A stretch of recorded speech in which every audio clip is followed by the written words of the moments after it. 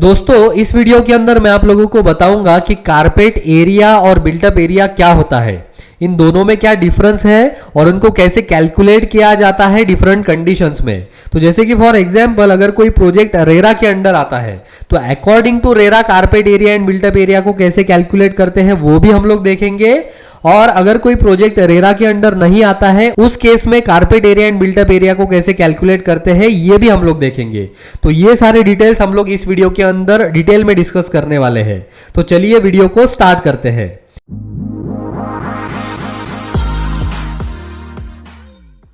अब सबसे पहले हम लोग ये देखेंगे कि कारपेट एरिया क्या होता है नॉर्मल कंडीशंस में भी और अकॉर्डिंग टू रेरा भी। ठीक है, तो सबसे पहले हम लोग देखेंगे कि नॉर्मल कंडीशंस में, यानी कि अगर कोई प्रोजेक्ट रेरा के अंडर नहीं आता है उस केस में कारपेट एरिया का क्या मीनिंग होता है ये सबसे पहले हम लोग देखेंगे। अब नॉर्मल कंडीशंस में रेरा का सिंपली मतलब ये होता है कि all the areas where carpet can be laid that is called as carpet area.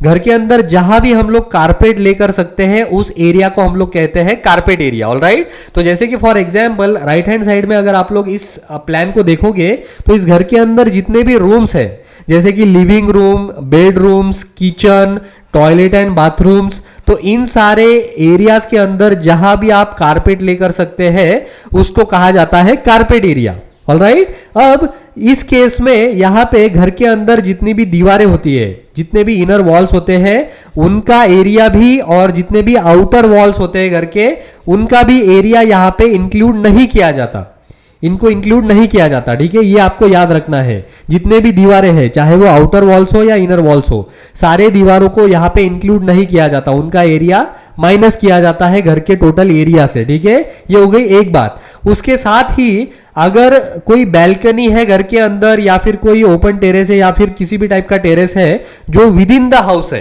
जिसका यूज प्योरली हाउस ओनर के द्वारा किया जाने वाला है, उन बैल्कनीज का और टेरेस का एरिया यहां पे इस कारपेट एरिया के अंदर इंक्लूड किया जाता है अंडर नॉर्मल कंडीशंस। जो प्रोजेक्ट्स रेरा के अंडर नहीं आते हैं उन टाइप्स के प्रोजेक्ट्स में कारपेट एरिया कैलकुलेट करते समय जो balconies with in the house है उनका एरिया कारपेट एरिया में कंसिडर किया जाता है। ठीक है, ये तो हो गई पहली बात।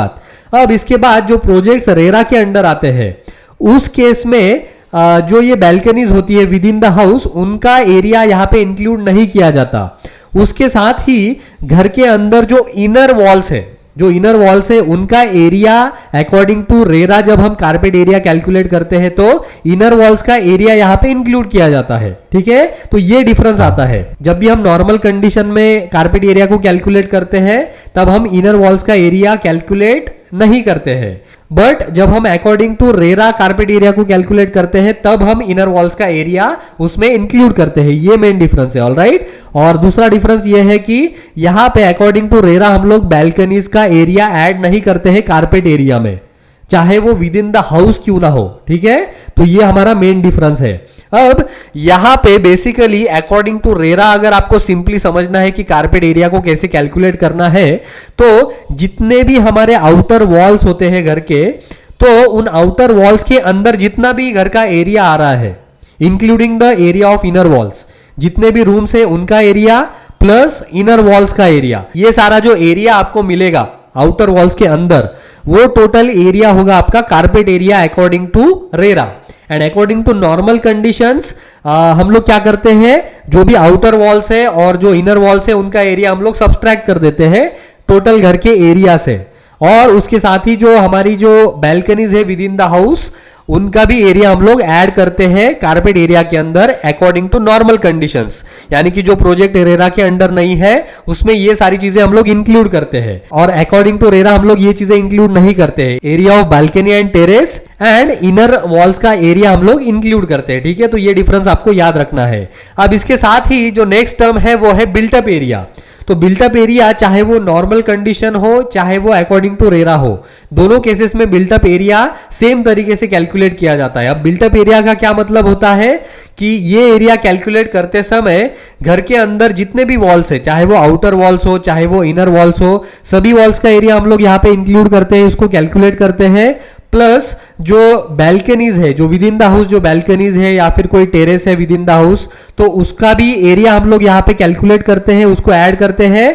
प्लस जितने भी रूम्स है घर के अंदर उनका भी एरिया हम लोग ऐड करते हैं, इंक्लूडिंग टॉयलेट्स एंड बाथरूम्स। और अगर घर के अंदर कोई स्टेयरकेस है, ठीक है, घर के अंदर कोई स्टेयरकेस है जो प्योरली हाउस ओनर द्वारा ही यूज की जाने वाली है, जिसका कोई कॉमन यूज नहीं है, तो उस स्टेयरकेस को भी यहाँ पे बिल्टअप एरिया के अंदर कंसिडर किया जाता है। ओनली जो कॉमन एरियाज है बिल्डिंग में, जो भी कॉमन एरियाज है, यानी कि जैसे कोई अगर शाफ्ट है या फिर लिफ्ट है या फिर कोई कॉमन कॉरिडोर है या फिर कोई कॉमन स्टेयरकेस है, तो इन सारे एरियाज को यहाँ पे कंसिडर नहीं किया जाता बिल्टअप एरिया में, ठीक है। तो बेसिकली बिल्टअप एरिया के अंदर जैसे हमने देखा कि घर के अंदर जितना भी एरिया है, including outer walls area, inner walls area, all rooms area, balconies and terrace area, तो ये सारा जो एरिया है वो ऐड करने के बाद जो हमको टोटल एरिया मिलेगा घर का, उसे हम लोग कहते हैं बिल्टअप एरिया, ठीक है। तो इस तरीके से हमने देखा कि कारपेट एरिया क्या होता है और बिल्टअप एरिया क्या होता है। अभी जनरली इन मोस्ट केसेस ये देखा गया है कि नॉर्मली जो कारपेट एरिया होता है घर का किसी भी, वो 70 to 90% के अंदर होता है, 70 to 90% of the total built up area, ठीक है, इसके बीच में वो कहीं पे होता है। In most of the cases ये देखा गया है, ठीक है। तो इस तरीके से इस वीडियो के अंदर हमने देखा कि कारपेट एरिया क्या होता है, बिल्टअप एरिया क्या होता है, इन दोनों में क्या डिफरेंस है और इनको कैसे कैलकुलेट किया जाता है डिफरेंट कंडीशंस में। ये सारी डिटेल्स हम लोगों ने इस वीडियो के अंदर डिटेल में डिस्कस की है। तो उम्मीद करता हूं जो भी जानकारी मैंने आप लोगों को इस वीडियो के अंदर दी है वो आपको यूजफुल लगी होगी, अच्छी लगी होगी। तो वीडियो अगर आपको अच्छा लगा है तो वीडियो को लाइक और शेयर जरूर कीजिए और चैनल को भी सब्सक्राइब करना ना भूलें।